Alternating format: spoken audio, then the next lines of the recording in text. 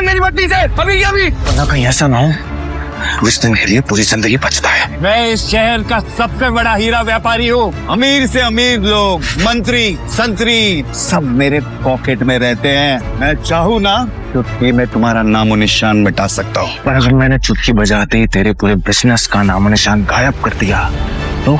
अभिनव ने अपना फोन निकाला और किसी को एक मैसेज भेजा। अगले ही पल उस अमीर आदमी को एक कॉल आया। व्हाट? ये सब कैसे हो सकता है पापा? कोई हमें बर्बाद करने का कोशिश कर रहा है। क्या तुमने कोई बड़े आदमी को नाराज किया है? अगर किया है तो तुम अभी उससे माफी मांगो, वरना कल तक हम सड़क पर आ जाएंगे। आखिर तुम हो कौन? अभिनव गुड़गांव में रहता था और डिलीवरी बॉय का काम करता था। उसकी जिंदगी में बस एक ही खुशी थी, उसकी girlfriend Vaibhavi. Oh come on यार वैभवी, तेरा स्टैंडर्ड इतना गिर जाएगा मुझे नहीं पता था। दोस्तों, तुम लोगों को मेरे ऊपर डाउट था ना, मेरे स्टैंडर्ड्स पर डाउट था। अब बताती हूँ मेरे स्टैंडर्ड्स क्या है। मैं तुमसे ब्रेकअप कर रही हूँ। और नहीं तो क्या, बेचारी कब तक तुझ जैसे गरीब के साथ ऐसी आधी पेस्ट्री खाती रहेगी। ये तुमने अच्छा नहीं किया वैभवी, बहुत गलत किया तुमने मेरे साथ, बहुत गलत किया। सनी के आदमी अभिनव को उठाकर सीधा रूम नंबर 409 में घुस गए। वहाँ पहले से सनी की बहन अनन्या सोई हुई थी। तुमने मेरी पोती के साथ रात गुजारी है ना, आज से हमारे परिवार के कानून के हिसाब से तू सिंह परिवार का दामाद है। अनन्या, मुझे शाम को अकरम की पार्टी में ये तुम्हारे साथ जरूर नजर आना चाहिए। क्यों मेरी जिंदगी बर्बाद कर दी तुमने? अनन्या की आंखों में दिख रहा था कि वो अभिनव से कितनी नफरत करती थी। अभिनव भी पार्टी में इतने बड़े लोगों के बीच जाने से घबरा रहा था। उसी घबराहट में उसने कब अपने पापा की अंगूठी को उंगली में गोल गोल घुमाना शुरू कर दिया। इस अंगूठी को उतार दो प्लीज। सॉरी पर ये अंगूठी मेरा सब कुछ है। अकरम का घर किले जैसा था जिसके चारों तरफ बाउंसर्स बंदूकें लिए खड़े थे। जैसे ही अनन्या और अभिनव अंदर आए तो इतने में उसकी नजर देवेन से टकरा गई। यहाँ क्या कर रहा है साले? अनन्या, पागल हो गई हो तुम? इस सड़क छाप में ऐसा क्या देख लिया किससे शादी कर ली? जुबान संभाल के बात कर, नहीं तो क्या कर लेगा तू? बोलना, क्या कर लेगा? देवेन भी तैश में आ गया। अभिनव उसके ऊपर हाथ उठाने ही वाला था। इतने में उन दोनों का झगड़ा देख पार्टी का ऑर्गेनाइजर अकरम वहाँ पहुँच चुका था। क्या हो रहा है यहाँ?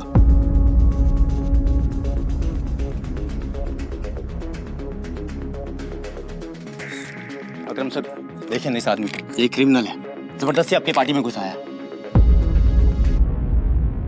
इधर आओ।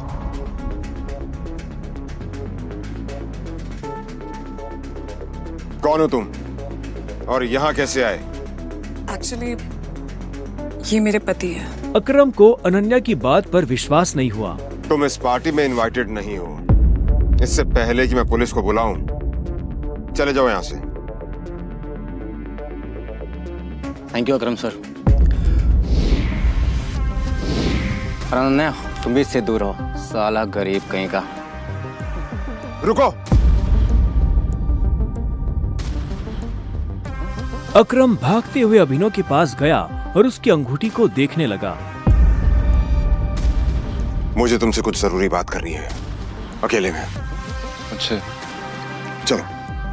अकरम ने कहा और अभिनव का हाथ पकड़कर उसे अपने साथ अंदर ले जाने लगा। अनन्या, देवेन, सनी और पार्टी में मौजूद बाकी लोग ये देख हैरान हो गए थे।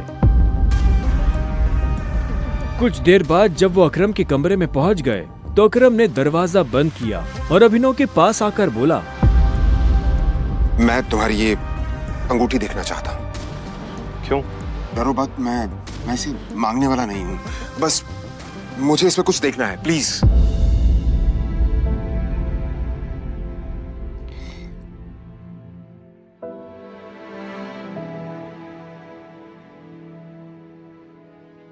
टाइगर?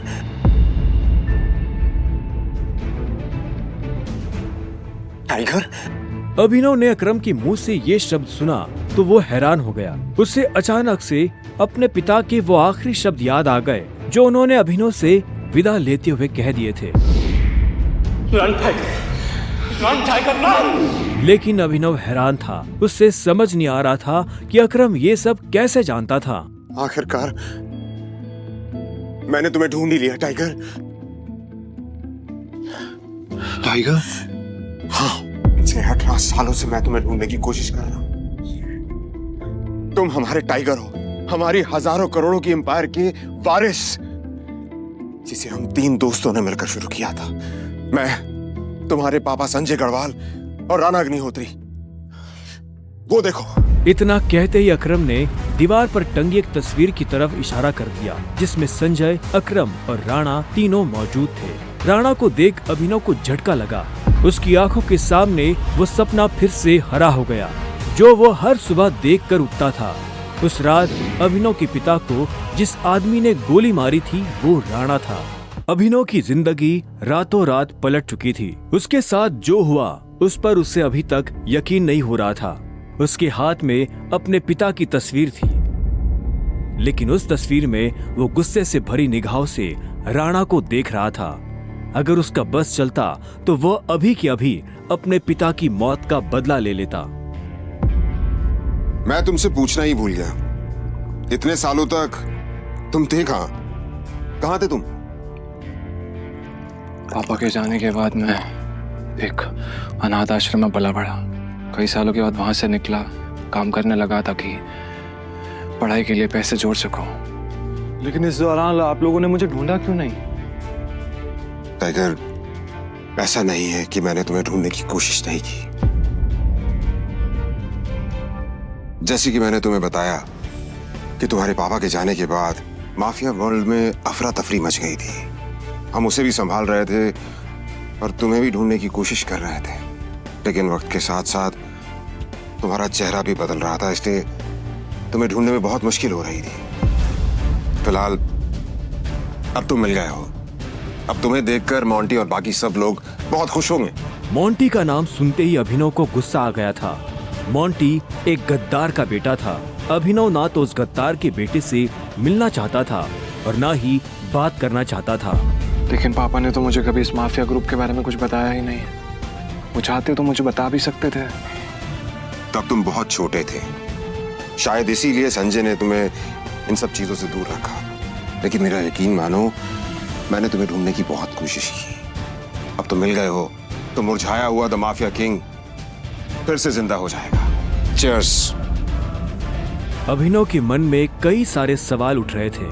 उसे समझ नहीं आ रहा था कि राणा का राज अकरम और बाकी लोगों को पता क्यों नहीं चला, और क्यों एक गद्दार का बेटा अभिनव की गद्दी पर बैठा हुआ था। इससे पहले कि अभिनव अपने आप को कोई जवाब दे पाता, अकरम उसके पास आया और उसने अभिनव को 50 करोड़ रुपए का एक चेक थमा दिया। ये लो, इसे रख लो। जब तक तुम टाइगर की पोजीशन नहीं पा लेते, तब तक तुम्हें इसकी जरूरत पड़ेगी। अभिनव ने अकरम के हाथ से चेक लिया और उसे देखने लगा।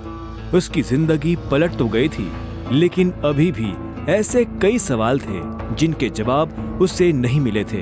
एक बात और, तुम्हारी असली पहचान के बारे में फिलहाल किसी को कुछ पता नहीं लगना चाहिए। इसलिए अभी तक जैसे जीते आए थे वैसे ही जीते रहना, समझे? अभिनव ने हाँ में सिर हिलाया और दोनों कमरे से बाहर आ गए। इधर अनन्या चिंता भरी निगाहों से उस कमरे के दरवाजे को देख रही थी जिसमें अभिनव और अकरम थे। वो ये जानने के लिए बेताब थी कि उन दोनों के बीच अंदर क्या बात हो रही थी और अभिनव को आने में इतनी देर क्यों लग रही थी। लगता है आज अभिनव अपनी दवा चखेगा।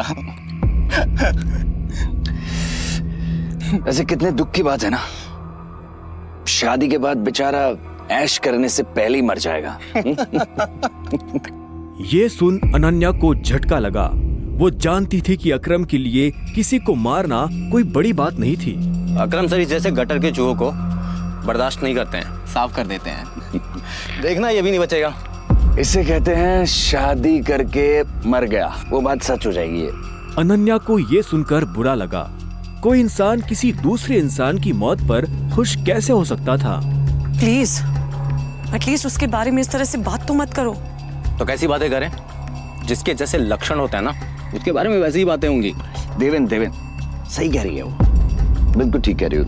हमें उसके बारे में ऐसे बात नहीं करनी चाहिए। वैसे भी मेरे दादाजी ने कहा था कि मरे हुए लोगों के बारे में ना गलत बात नहीं करनी चाहिए।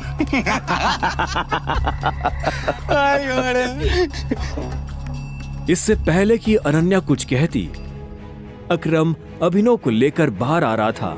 अभिनव के बदन पर एक छोटी सी खरोच भी नजर नहीं आ रही थी। जब देवेन और सनी ने ये देखा तो उनका मुंह हैरानी के मारे खुला का खुला रह गया। इसे देख के तो लग ही नहीं रहा है कि अकरम सर ने इसे हाथ भी लगाया है। वैसे जितनी देर तक ये दोनों कमरे के अंदर थे अब तक तो इसकी नाक टूटी हुई होनी चाहिए थी, पर ये तो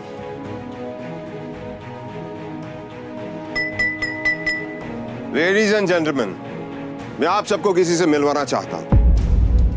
ये अभिनव, मेरे सबसे पुराने ड्राइवर का बेटा, मेरे लिए बहुत अजीज है ये।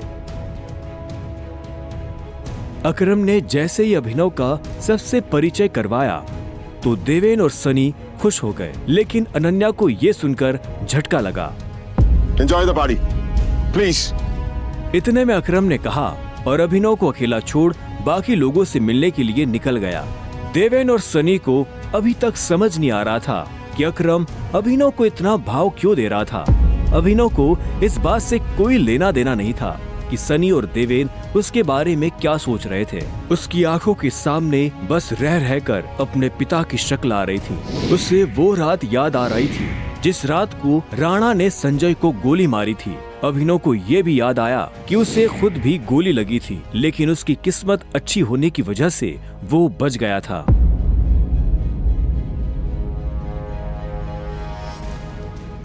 मुझे नहीं लगा था कि तुम अपने पैरों पर बाहर भी आ पाओगे। अच्छा, तुम्हें मेरी इतनी चिंता हो रही थी? ओ प्लीज, मुझे चिंता नहीं हो रही थी, बस तुम्हें तो अपनी चिंता होनी चाहिए ना। अगर जिंदा रहना चाहते हो तो थोड़ा बच कर रहो। अकरम सर ने तेरे से अंदर क्या बात की बता। उन्होंने मुझसे कहा कि अगर देवेन जैसा कहता तुझसे सवाल पूछे तो उसे जवाब मत देना।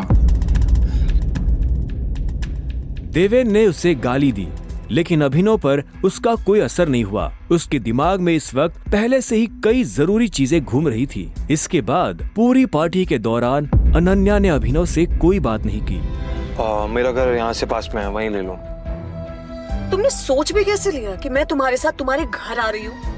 तुम्हारी हालत ऐसी है तो पता नहीं तुम्हारी घर की हालत कैसी होगी। तुम मेरी पत्नी हो, मेरे साथ नहीं रहोगी तो किसके साथ रहोगी? सुनो, अपनी ये 2 कौड़ी का लॉजिक ना अपनी जेब में रखो। पहले तुम मुझे ये बताओ, तुम मेरे बिस्तर में कैसे आए? ये सवाल तो मैं भी तुमसे पूछना चाहता हूँ। अच्छी बात है, लेकिन मैं तुम्हारे साथ तुम्हारे घर रहने नहीं आ रही हूँ, मैं अपने घर जा रही हूँ, ठीक है? और अगर इन फ्यूचर मजबूरी भी रहे ना तो मैं तुम्हारे साथ तुम्हारे घर में नहीं रहूंगी, तुम मेरे घर रहने आओगे एक नौकर की तरह, समझे? अभिनव ने पहले उसे देखा और फिर अपनी उंगली में पहनी हुई उस अंगूठी को देखने लगा। अगर आज वो अंगूठी नहीं होती तो पता नहीं उसका क्या होता।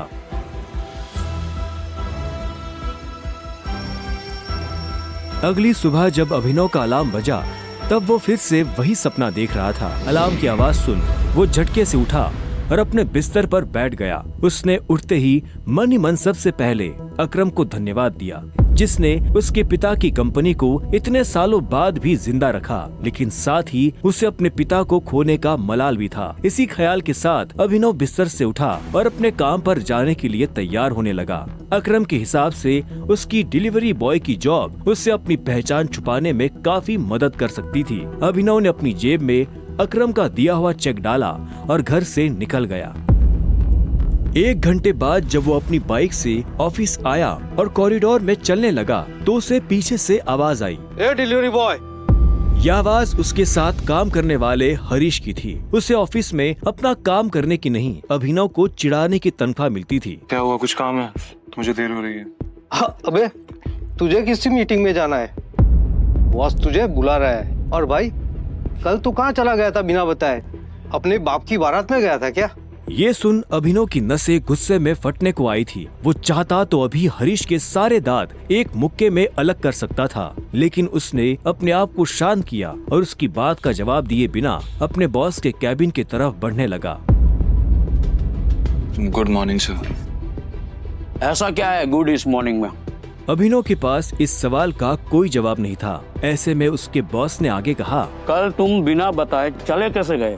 अभिनव के पास इस बात का भी कोई जवाब नहीं था। वो चाहता तो अपने बॉस को कोई बहाना बनाकर टाल सकता था, लेकिन अभिनव झूठ नहीं बोलना चाहता था। कल इतनी सारी डिलीवरी थी, तुम्हारी वजह से हमारा कितना नुकसान हुआ तुम्हें पता है? पर सर मुझे महीने में कैजुअल लीव तो मिलती है, तो शट अप! काम तो तुमसे होता नहीं है, बस बहस करने चले आते हो। ये कंपनी तुम्हारे बाप की है। ये सुनते ही अभिनव का पारा गर्म हो गया था। उसने गुस्से में अपनी मुट्ठी भींच ली और घूरते हुए अपने बॉस को देखने लगा। घूर क्या रहा है? अपना सामान बांध और निकल यहाँ से। You are fire! अभिनव को ये सुनकर झटका नहीं लगा। असल में वो जानता था कि उसके साथ ऐसा कुछ बहुत जल्दी हो सकता था। उसका बॉस और देवेन एक दूसरे को बहुत अच्छी तरह से जानते थे। कल पार्टी में अभिनव ने देवेन को जिस तरह से जवाब दिया, उन्होंने मुझसे कहा कि अगर देवेन जैसा कहता तुझसे सवाल पूछे तो उसे जवाब मत देना। उससे उसे समझ आ गया था कि आज नहीं तो कल ये होकर रहेगा।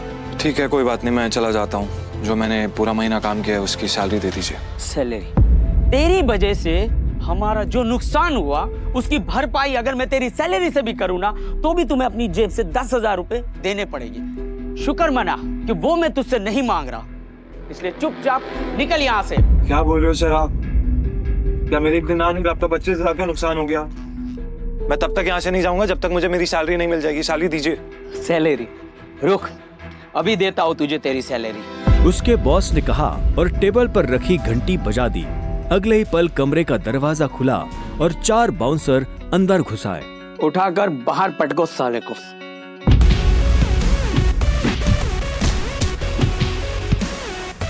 बॉस के मुंह से ये सुनते ही वो चारों अभिनव पर धावा बोलने के लिए टूट पड़े, लेकिन इससे पहले उनमें से कोई अभिनव पर हमला कर पाता, अभिनव ने उन्हें पटकनी दे दी थी। उसने किसी का हाथ तोड़ा तो किसी का पाँव, किसी के पेट में मुक्का मारा तो किसी के पेट पर लात। देखते ही देखते बॉस के सारे आदमी ढेर हो गए थे।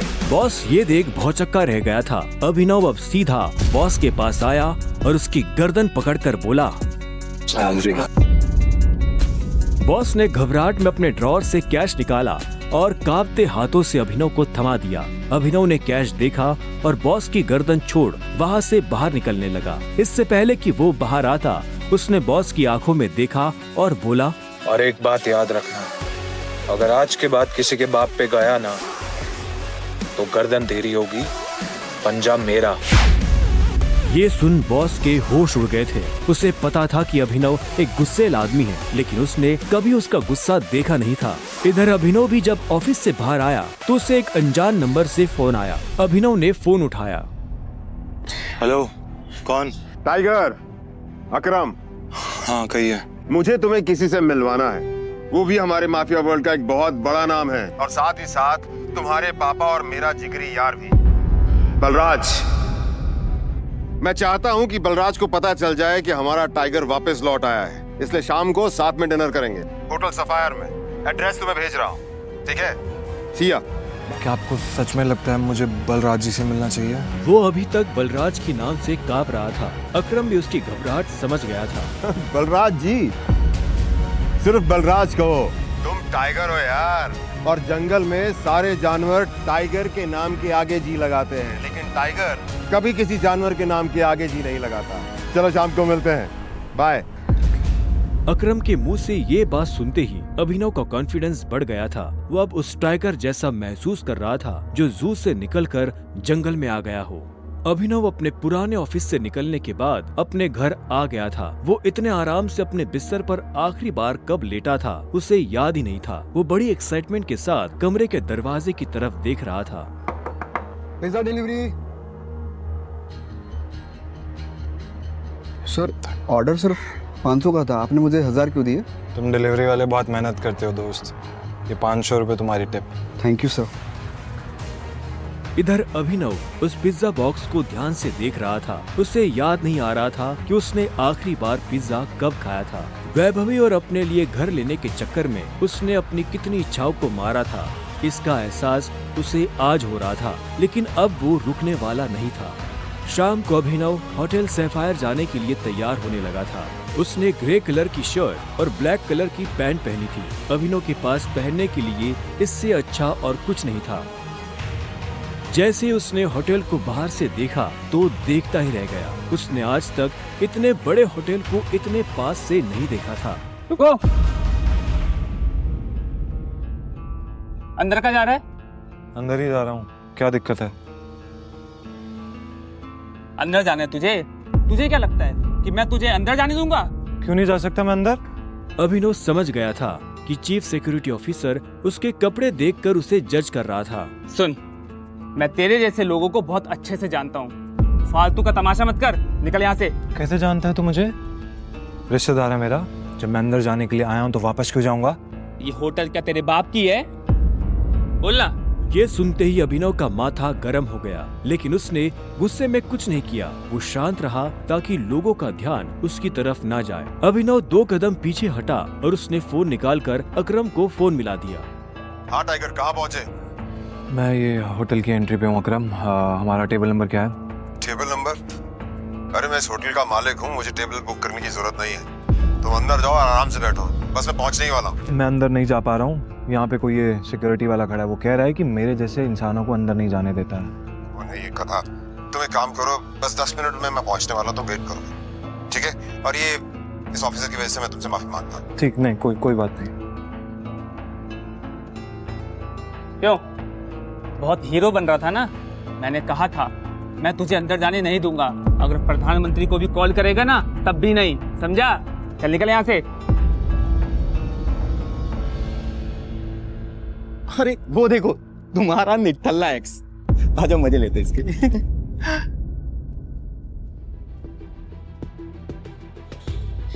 इसलिए मैंने अपना बॉयफ्रेंड कभी माना ही नहीं। वैसे भी मैं अपने से छोटे लोगों से बात नहीं करती, मुंह नहीं लगती, उन्हें बॉयफ्रेंड क्या बनाऊं? तुम छोटे आदमी के मुंह नहीं लगती होगी, लेकिन ये छोटा आदमी तुम्हें एक सलाह देना चाहता है। इंसान की पहचान उसकी जुबान से होती है। जुबान संभाल के बात करो, वरना किसी दिन यही जुबान तुम्हारी जान ले लेगी। वाह, क्या बात कही है। ताली बजाओ। Very nice. तो फिर तुमसे तुम्हारे पैर क्यों नहीं संभाले गए? यहाँ कैसे चले आए? पिए हुए हो क्या? अकरम ने बुलाया मुझे यहाँ पे। अच्छा, अरे हाँ याद आया, अकरम सर ने उस दिन कहा था तू उनके किसी ड्राइवर का बेटा है, तो यहाँ अपने बाप की जगह ड्राइवर की नौकरी मांगने आया क्या? सही है, लेकिन वो रखेंगे नहीं, तेरे जैसे गरीब को वो ड्राइवर भी नहीं रखेंगे। आए हो मतलब तुम्हें बुलाया नहीं गया? वो उठा के चले आए। भिखारी गएंगे। आया नहीं हूँ, बुलाया मुझे, अकरम ने बुलाया है। मुझे पता ही था ये कोई पागल है। तभी वहाँ एक काले रंग की चमचमाती हुई महंगी सी गाड़ी आकर खड़ी हो गई। सभी पलटकर गाड़ी को देख रहे थे। अकरम गाड़ी से बाहर निकला और उसके साथ एक और आदमी था। वो देखने में लंबा चौड़ा और मजबूत था। वो और कोई नहीं बल्कि बलराज था।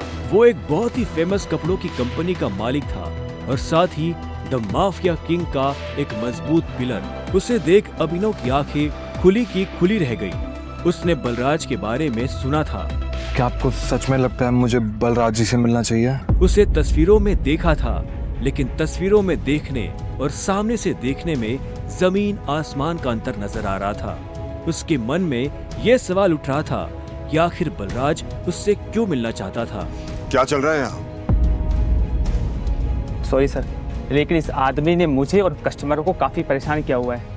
मैं इस चोर को अंदर जाने से रोक रहा हूँ तो ये यहाँ पे तमाशा कर रहा है। क्या तुम्हारी हिम्मत कैसे हुई इसे चोर कहने की? तुम होते कौन हो इसे अंदर जाने से रोकने वाले?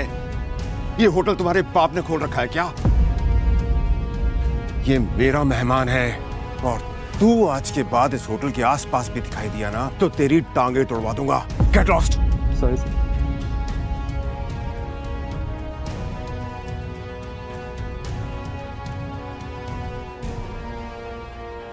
आई एम सॉरी टाइगर, इस बेवकूफ की वजह से। नहीं, असल में तो छोटा आदमी का दुश्मन बना हुआ है आजकल। आओ चलो। अकरम ने अभिनव को अपने साथ अंदर आने का इशारा किया। अभिनव अकरम के पीछे चला जा रहा था।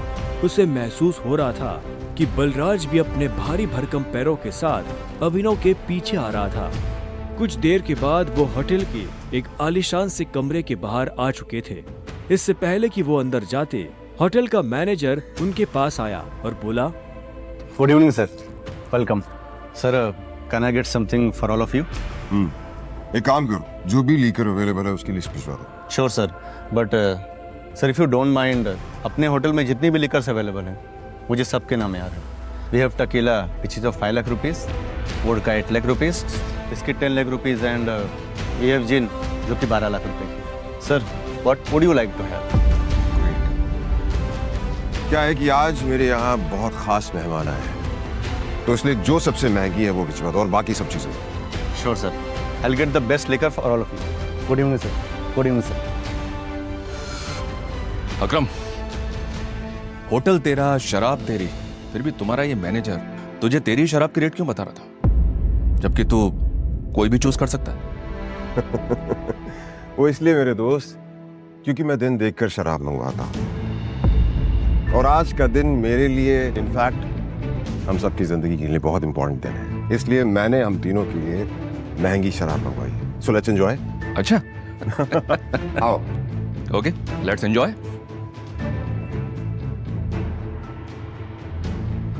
अब तुम्हें यहाँ अपनी पहचान छुपाने की जरूरत नहीं है, ये रूम प्राइवेट भी है और सबसे सेफ भी। बैठो। वो एक आलीशान कमरा था। वो तीनों बैठ गए। तब अभिनव बलराज को बहुत ध्यान से देख रहा था। बलराज, आज मैंने तुम्हें यहाँ एक बहुत इंपॉर्टेंट इन्फॉर्मेशन देने के लिए बुलाया है। हमें संजय का बेटा टाइगर मिल गया है, लेकिन फिलहाल वो अंडरकवर है, इसलिए उससे तुम्हें मैं बाहर नहीं मिलवा सकता था। Sir your snacks and drink.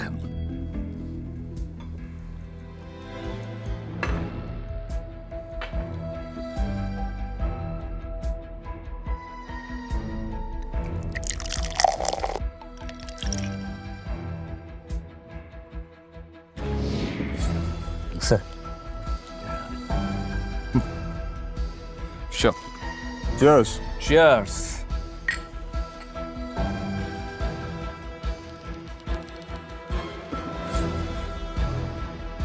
तो यही है टाइगर?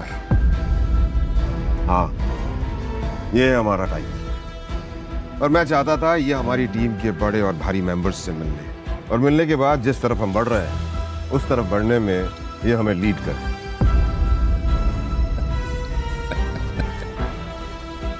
माफ करना दोस्त, पर मुझे थोड़ी हंसी आ रही। वो क्या है ना, सब कुछ तो तू ही बोल रहा है। हमारा ये टाइगर गूंगा है क्या? हाँ? बलराज, तुम्हें टाइगर के बारे में इस तरह से बात नहीं करनी चाहिए। माफ करना दोस्त, माफ करना। बोलनेस अच्छी लगी मुझे तुम्हारी। अच्छा,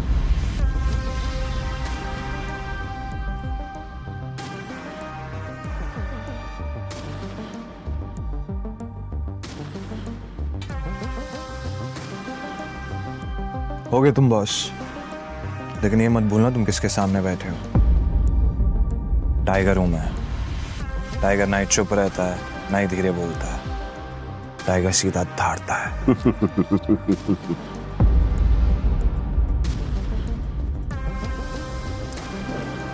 तो तुम टाइगर हो, ठीक है? तो टाइगर ये बताओ, इतने सालों से कहां थे तुम? अब ऐसा तो नहीं हो सकता ना कि इतने सालों के बाद तुम हमारे सर पे आके बैठ जाओ और हम मान लेंगे कि तुम टाइगर हो। मजाक तो नहीं हो रहा है यहाँ? क्यों अकरम, सही कहा ना? और जिस गति की तुम बात कर रहे हो ना, उसको लिया नहीं चाहता, कमाया चाहता है। आई बात समझ में? अच्छे से जानता हूँ, छीनना मेरे खून में भी नहीं है। मैं इतने सालों से कहाँ गायब था, क्या कर रहा था, ये सब समझाने का तो हमारे पास टाइम नहीं है शायद। और रही बात कि मैं टाइगर हूं या नहीं हूं, ठीक है, तुम तरीका बताओ, साबित कर दूंगा। शाबाश, ये हुई ना बात। अकरम ने मुस्कुराते हुए अभिनव को देखा।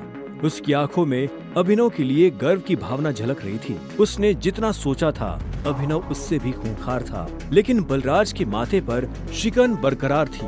उसकी आंखों से पता चल रहा था कि वो इतनी जल्दी अभिनव को टाइगर नहीं मानने वाला था। वैसे भी पूरे ग्रुप में अगर बलराज किसी चीज के लिए जाना जाता था तो वो थी उसकी जिद। वो इस बात को नहीं पचा सकता था कि कल को एक बच्चा उसके सर पर बैठकर राज करे। सिर्फ अकरम की शाबाशी से काम नहीं चलेगा प्यारे, पर मैंने अभी एक्सेप्ट नहीं किया है कि तुम टाइगर हो।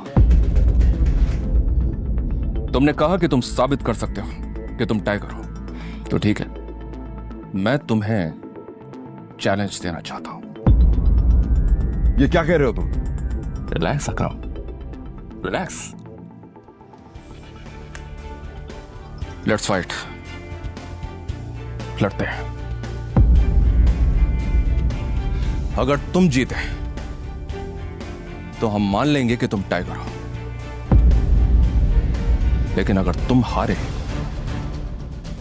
तो हमसे कुछ पैसे लेना और गुड़गांव से कहीं बहुत दूर जाकर सेटल हो जाना। बलराज, क्या कह रहे हो तुम? ये सही नहीं है।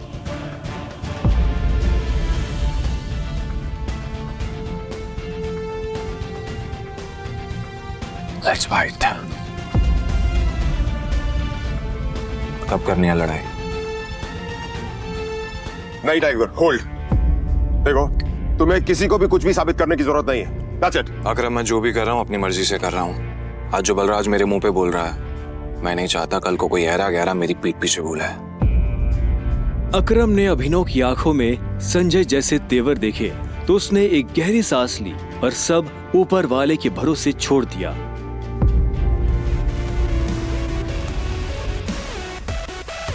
लगभग 1 घंटे के बाद बलराज अभिनव और अकरम के साथ अपनी प्राइवेट एरेना में आ गया था। ये वही एरेना थी जहां पर बलराज अक्सर लड़ाई किया करता था। उस बड़ी सी एरेना में उन तीनों के अलावा और कोई नहीं था। एक बार फिर सोच, मैं आज तक इस रिंग में हारा नहीं हूं। तुम इस रिंग में आज तक इसलिए नहीं हारे हो बलराज, क्योंकि तुम्हारा सामना आज से पहले संजय के बेटे टाइगर से नहीं हुआ था। तो अकरम मियां, किस पर दांव लगाओगे? मुझ पर या इस पर? बेवकूफों जैसी बात मत करो। भला टाइगर के होते हुए किसी और पर दांव लगाया जा सकता है क्या? सोच लो, बहुत बुरी तरह पछताओ। दुनिया हंसेगी तुम पर, मुंह दिखाने लायक नहीं रहोगे। चलो फाइट शुरू करते हैं। अभिनव ने बलराज को ऊपर से नीचे तक देखा। वो देखने में भारी था और अभिनव उसके इसी भारीपन पर वार करने वाला था। दोनों के बीच लड़ाई शुरू हुई। उसने जैसे ही अभिनव पर पहला मुक्का मारा तो अभिनव एक बार को सन रह गया। और एक बात हमेशा याद, अपनी आखिरी सांस तक लड़ना है। समझ गया ना टाइगर? ये किसको लेकर आ गए? ये हम पे राज करेगा? हाँ, मैंने कहा था ना कि कोई भी हमारे सर पे आकर बैठ जाएगा और बोलेगा कि मैं टाइगर हूं और हम मान लेंगे। बिल्कुल नहीं। Come on. उसका मुक्का अभिनव की नाक तोड़ता उससे पहले ही अभिनव को होश आ गया और उसने अपना सर नीचे झुका लिया। बलराज का मुक्का खाली गया और वो पलटकर अभिनव को देखने लगा। अभिनव गंभीर था। उसे याद आ रहा था कि बचपन से ही उसके पिता संजय ने उसे लड़ना सिखाया था। बलराज को इस बार गुस्सा आया। वो फिर से तेजी से अभिनव की तरफ बढ़ा और अभिनव ने झुक करके उसके पैर पर लात मार दी। बलराज अपने आप को संभाल नहीं पाया। अरे बलराज, सरेंडर कर दो। क्यों अपना रिकॉर्ड खराब कर रहे हो? मैं बाहर किसी से नहीं कहूंगा कि तुम टाइगर से हार गए। बलराज एक के बाद एक अभिनव पर मुक्के बरसाना शुरू कर दिए। अभिनव ने अपने आप को उसके मुक्कों से बचाया।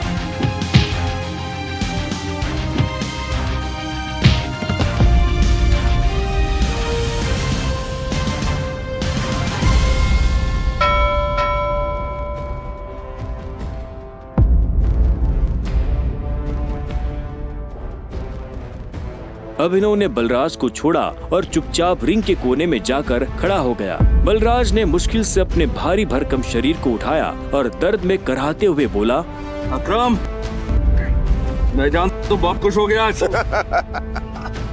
बलराज की कमर में मोच आई थी और उसने हंसते हुए अभिनव से कहा, कहाँ से सीखा ये सब?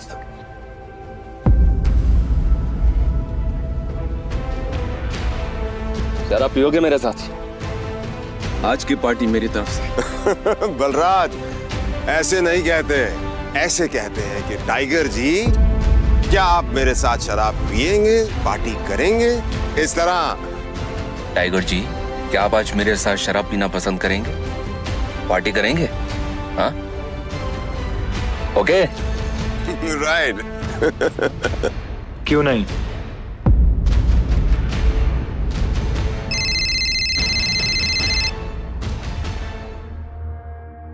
हाँ अनन्या। देखो, मेरे मम्मी पापा आ गए हैं। जो कुछ भी हुआ है उन्हें सब पता चल चुका है। वो तुमसे मिलना चाहते हैं तो तुम जहाँ भी हो अभी कभी घर आओ। क्या अभी? हाँ तो इतनी हैरान होने की जरूरत नहीं है। जो किया अब उसे भुगतो। वैसे अकरम बलराज, अभी तुम लोगों के साथ नहीं चल पाऊंगा। मुझे घर पहुंचना है, मेरे ससुराल, मेरे सास ससुराल में। ससुराल? तुम्हारी शादी कब हुई? लंबी कहानी है, कभी और बताऊंगा। सब ठीक तो है ना? हमें मोंटी को बुलाकर बता देना चाहिए कि नहीं बलराज, अभी फिलहाल इसकी असली पहचान किसी के बारे में पता नहीं चलना चाहिए, और किसी को पता नहीं चलना चाहिए कि टाइगर लौट आया है। ठीक है? मोंटी जो कर रहा है उसे करने दो। चलो मैं निकलता हूँ, और अकरम तुम्हें याद है ना मुझे वो नई नौकरी के लिए। डोंट वरी, तुम्हारा काम हो जाएगा। ये सुन अभिनव ने अकरम और बलराज से हाथ मिलाया और वो बाहर आ गया। उसने अपने जाने के लिए एक कैब बुक कर ली थी। टाइगर, ये लो, ये वही शराब है जो हमने होटल में पी थी। अपने सास ससुर को जाकर पिला देना, उनकी 7 पुश्तों में किसी ने नहीं पी होगी। इस सब के लिए थैंक यू अकरम। तुम्हें भी वापस आकर हमारी उम्मीदें जिंदा करने की।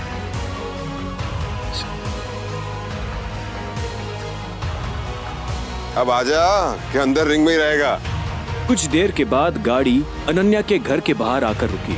अभिनव नीचे उतरा और गहरी सांसें लेते हुए घर के अंदर पहुंच गया।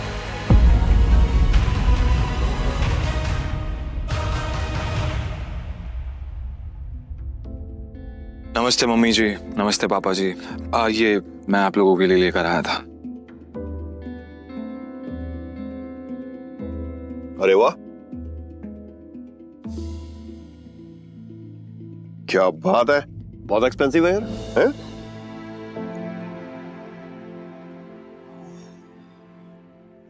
क्या खुशबू है, देख। क्या तुम भी? मुझे तो लगता है ये बॉटल्स कहीं से चोरी करके लाया होगा। तुम्हें लगता है इसके जैसा आदमी इतनी महंगी शराब अफोर्ड कर पाएगा? और तुम ये सब क्यों लाए हो यहाँ पे? हमारे बेटी के साथ जबरदस्ती करने के बाद हमें रिश्वत देना चाहते हो तुम? वो भी चोरी की हुई शराब? सॉरी, लेकिन ना ही मैंने किसी के साथ जबरदस्ती की और ना ही कोई चोरी की है। अच्छा, तो फिर मेरी बेटी के साथ तुम्हारा भूत आया हुआ था? तुम ये सब इसलिए कर रहे हो ना ताकि तुम मेरी बेटी की जायदाद हड़प कर सको? तुमने कहा तुम और कहा मेरी बेटी। अभिनव को ऐसा लगा जैसे उसके सीने में किसी ने छुरा घोंप दिया हो। कोई भी उसकी बात सुनने को राजी ही नहीं था। हाँ, ये बात ठीक है कि वो अनन्या के साथ उसने ये सब जानबूझकर नहीं किया था। उसे खुद नहीं पता था कि वो अनन्या के कमरे में कैसे पहुंच गया। अगर उसे पहले से ये सब पता होता तो वो कभी ऐसा नहीं करता। पर आखिर में अभिनव ने कोई सफाई नहीं दी। उसे पता था कि कोई फायदा नहीं होगा। गूंगे हो? मुंह में जुबान नहीं है तुम्हारे? शर्मिला, बैठ। अभिनव, बैठ जाओ। शर्मिला अभी भी गुस्से में उसे देख रही थी। अभिनव बैठा और राजीव ने आगे कहा, तो वहाँ जो कुछ भी हुआ है हमें उसके बारे में सब कुछ पता है, और अनन्या को भी ये मालूम नहीं है कि उसके साथ कैसे हुआ है। लेकिन मुझे ऐसा लगता है कि वहाँ पे कोई बहुत बड़ी गड़बड़ हुई है। चलो, अब जो कुछ भी है, तुम्हारे और अनन्या का रिश्ता तो बदल नहीं सकते। वैसे भी जो कुछ हुआ उसका उसे मलाल नहीं था। अगर वो अनन्या से नहीं मिलता तो वो अकरम से कभी नहीं मिल पाता। साथ ही वो बाहर की दुनिया में अनन्या का नाम भी खराब नहीं होने देना चाहता था। ऐसे में वो भी नहीं चाहता था कि ये शादी टूटे। तो अभिनव, तुम क्या करते हो? मैं एक डिलीवरी बॉय का काम करता था। और आज मुझे नौकरी से निकाल दिया गया। उसके ये शब्द किसी बॉम्ब की तरह उन दोनों पर गिरे। इससे पहले कि शर्मिला कुछ कहती, राजीव ने कहा, अभिनव, तुम्हें जल्द से जल्द नौकरी ढूंढनी पड़ेगी, और वो भी अच्छी वाली। तभी तुम मेरी बेटी के साथ लीगली शादी कर सकते हो। चलो, अब तुम जा सकते हो। अभिनव उठा और बाहर निकलने लगा। इतने में शर्मिला के गुस्से में और एक उबाल आया और वो अभिनव के पीठ पीछे बोली, देखा कितना ढीठ है ये। ओवर कॉन्फिडेंस तो देखो इसका। जेब में 10 रुपए नहीं है और चल ऐसे रहा है जैसे जंगल का टाइगर हो। राजू, तुम्हें लगता है इस जैसे ली कोई नौकरी पे रखेगा? रखेगा नहीं, रखेंगे। मेरे लिए काम की कमी नहीं है। सुना तुमने? राजीव भी अभिनव की बात सुन हैरान हो गया। इतने में अभिनव शर्मिला के पास आया और बोला, अगर मुझे एक अच्छी नौकरी मिल गई तो क्या आप मुझे ये साबित करने का मौका देंगी कि मैं अनन्या से शादी करने के लायक हूँ? सी, व्हाट कॉन्फिडेंस है। अरे भाड़ में जाए ऐसा कॉन्फिडेंस। और तो नौकरी का मतलब ये नहीं है कि कल के तुम किसी पार्किंग लॉट में जाके बैठो और लोगों की गाड़ियों की रसीद पढ़ो। मेरा मतलब है नौकरी जैसी नौकरी, असली नौकरी, सही वाली नौकरी। और अगर कल तक तुम्हें ऐसी नौकरी मिल जाती है ना, तो तुमने जो कुछ भी अभी कहा उसके बारे में एक बार सोच सकती हो। शर्मिला से ये सुनते ही अभिनव के चेहरे पर बड़ी सी मुस्कान आ गई। शर्मिला को नहीं पता था कि अभिनव कौन है और उसके पीछे किसका हाथ है। उसने मुस्कुराते हुए हाँ में सिर हिलाया और घर के अंदर जाने लगा।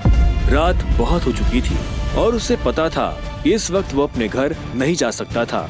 उसने सोचा था कि वो अनन्या के कमरे में जाकर सो जाएगा। वैसे भी अब दोनों पति पत्नी थे। ऐसे में अभिनव जैसे तैसे उस बड़े से घर में अनन्या के कमरे के बाहर पहुंच चुका था। क्या है? रात बहुत हो गई, मैं अपने घर नहीं जा सकता, मुझे सोने के लिए जगह चाहिए। तो क्या, तुमने मुझे अपने मम्मी पापा से मिलने के लिए बुलाया था ना, तो तुम ही जगह दो सोने की। हेलो, तुम्हें क्या लगता है मैं फिर से तुम्हें अपने कमरे में आने दूंगी? तो मैं और कहाँ जाऊंगा?